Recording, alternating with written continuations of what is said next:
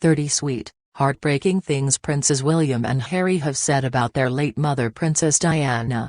It's been more than 20 years since Princess Diana's tragic death, and the anniversary has brought a renewed interest in her extraordinary life as a royal. When Diana passed away in a car accident in August 1997, she left behind her two sons, William and Harry, who were 15 and 12, respectively. At the time, the princes have begun opening up about their mother's death in recent years and have admitted that it took time for them to feel comfortable talking about the huge loss. William told a young boy at a charity event that he was very angry about Diana's death and found it very difficult to talk about.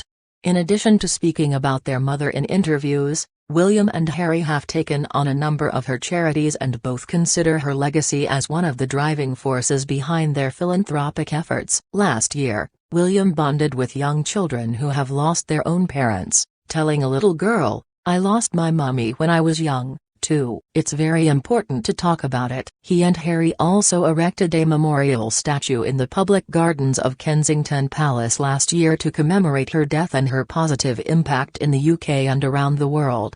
See more of the sweet, heartbreaking things that brothers William and Harry have said about their late mother. Prince William.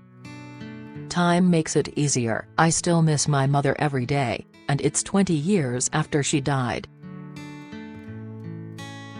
21 years ago, my mother attended the launch of the child bereavement charity. 15 years later, I was honored to be invited to become patron of Child Bereavement UK to continue my mother's commitment to a charity which is very dear to me. What my mother recognized back then, and what I understand now, is that grief is the most painful experience that any child or parent can endure.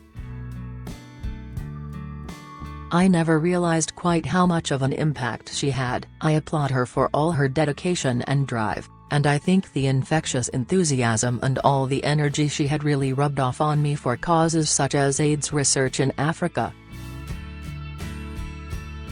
Initially, there is a sense of profound shock and disbelief that this could ever happen to you. Real grief often does not hit home until much later. For many it is a grief never entirely lost. Life is altered as you know it, and not a day goes past without you thinking about the one you have lost. I know that over time it is possible to learn to live with what has happened and, with the passing of years, to retain or rediscover cherished memories.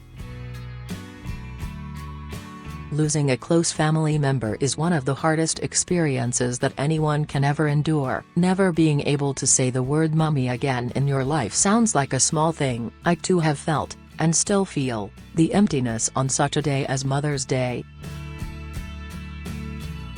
Part of the reason why Harry and I want to do this is because we feel we owe it to her. I think an element of it is feeling like we let her down when we were younger. We couldn't protect her.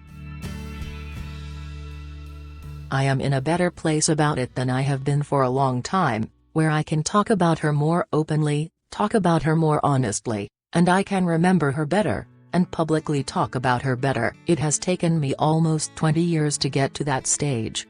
I still find it difficult now because at the time it was so raw, and also it is not like most people's grief, because everyone else knows about it, everyone knows the story, everyone knows her. It is a different situation for most people who lose someone they love. It can be hidden away or they can choose if they want to share their story.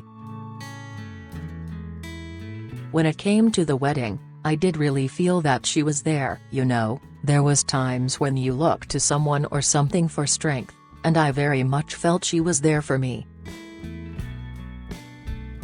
I would like to have had her advice. I would love her to have met Catherine and to have seen the children grow up. It makes me sad that she won't, that they will never know her. The very last memory I have is a phone call from Balmoral. At the time, Harry and I were running around, minding our own business, playing with our cousins and having a very good time. Harry and I were in a desperate rush to say goodbye. "See you later, can I go off?" If I'd known what was going to happen I wouldn't have been quite so blasé about it. That phone call sticks in my mind quite heavily. It's hard because obviously Catherine didn't know her, so she cannot really provide that level of detail. I just try and remind George and Charlotte that there are two grandmothers, There were two grandmothers in their lives, and so it's important that they know who she was and that she existed. "She'd be a nightmare grandmother, absolute nightmare," William teased. "She'd love the children to bits, but she'd be an absolute nightmare. She'd come and go, and she'd come in probably at bath time, cause an amazing amount of scene, bubbles everywhere, bathwater all over the place and then leave. I want to make as much time and effort with Charlotte and George as I can because I realize that these early years particularly are crucial for children, and having seen, what she did for us." Prince Harry. "I never really dealt with what had actually happened, so there was a lot of buried emotion, and I still didn't even want to think about it. I really regret not talking about it. It is okay to suffer, but as long as you talk about it, it is not a weakness. Weakness is having a problem and not recognizing it and not solving that problem.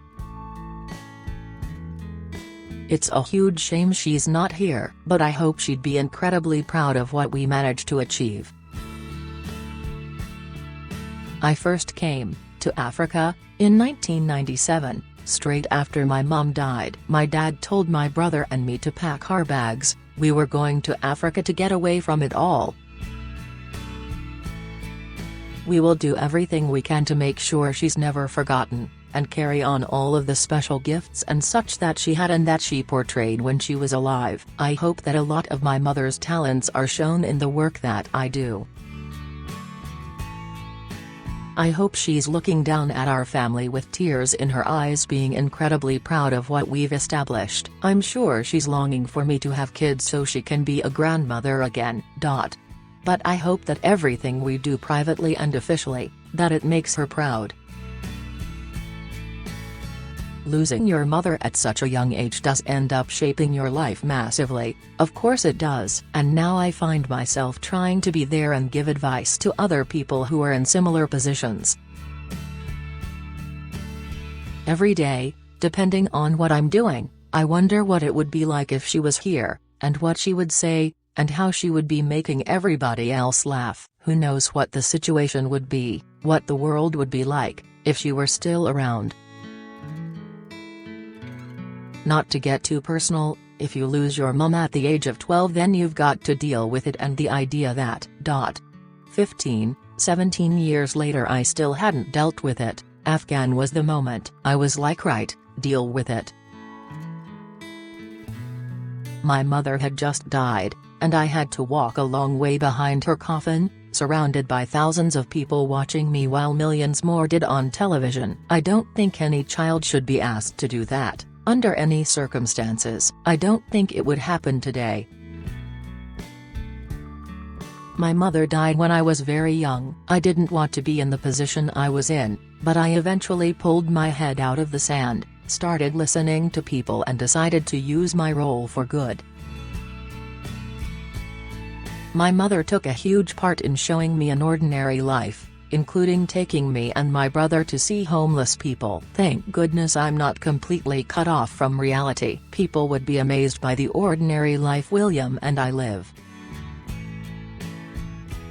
I intuitively know what my mother would like me to do and want to progress with work she couldn't complete. She had the most wonderful sense of humor and always wanted to make things fun for us, as well as protect us. I think it's never going to be easy for the two of us to talk about our mother, but 20 years on seems like a good time to remind people of the difference that she made, not just to the royal family, but also to the world.